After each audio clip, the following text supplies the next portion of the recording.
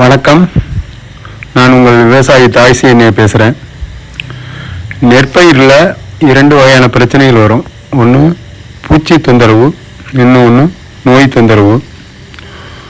பூச்சிகள் தொந்தரவுக்கு பெரும்பாலும் நான் மருந்து அடிக்கிறதில்ல. நீண்ட வருடங்களாக மருந்து அடிக்காமல் தான் விவசாயம் பண்ணிக்கிட்டு இருக்கேன். அது ஏன்னா சைவ பூச்சிகள், அசைவ பூச்சிகள் அப்படின்னு 2ஆக பிரிக்கலாம். பயிர்களை பாதிக்கிறது சைவ பூச்சிகள். சைவத்தை, அதாவது பயிர்களை திங்கக்கூடிய பூச்சிகள் சைவ பூச்சிகள். அந்த பூச்சிகளை பிடிச்சி திங்கிறதுக்கு அசைவ பூச்சிகள் வந்துடும், ஆட்டோமேட்டிக்காக வந்துடும் வயலில். அதுக்கான போதிய அவகாசம் கொடுக்கணும். நாம் அதுக்கு முன்னாடியே மருந்து அடிப்போம். அதனால் மொத்தமும் எல்லா உயிரினங்களும் அழிஞ்சு போயிடும். மறுபடியும் புதுசாக தாவரங்களை உண்ற பூச்சி வரும். அதனால் நான் அதை மருந்து அடிக்காமல் தான் மெயின்டைன் பண்ணிகிட்டு இருக்கேன். ஆனால் நோய் கட்டுப்பாடு அப்படிங்கிறது வேறு மாதிரியாக உள்ளது. அதாவது கண்ணுக்கு தெரியாத நுண்ணுயிர்கள், அதாவது பாக்டீரியா, பூஞ்சானங்களால் பாதிப்புகளை ஏற்படுத்தும்.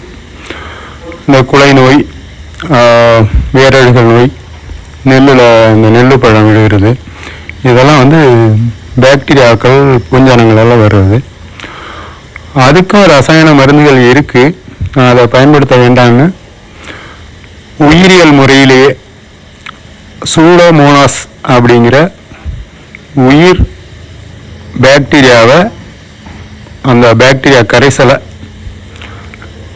வயலில் சூடாக இருக்கும்போதே நல்லா ட்ரை பண்ணி பார்ப்போம். அந்த மாதிரி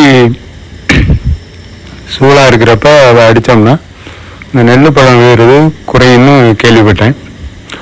அது இதுக்கு முன்னாடியெல்லாம் நான் அதை அடித்ததில்லை. இந்த வருடம் இதை பயன்படுத்தி பார்ப்போம்.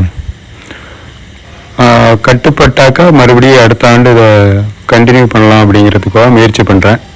இது எனக்கு இந்த வருடம் முதல் முயற்சி தான். எந்த அளவுக்கு வெற்றிகரமாக இருக்குங்கிறது கொஞ்சம் காலம் பொறுமையாக இருந்து பார்த்தா தான் தெரியும். அதனால் அந்த உயிர் உரத்தை, சூடோமோனாஸுங்கிற உயிர் கரைசலை வயலுக்கு தெளிக்கிறேன். அதோட ரிசல்ட் எப்படி இருக்குங்கிறத கொஞ்ச நாள் கழித்து பார்ப்போம். நன்றி, வணக்கம்.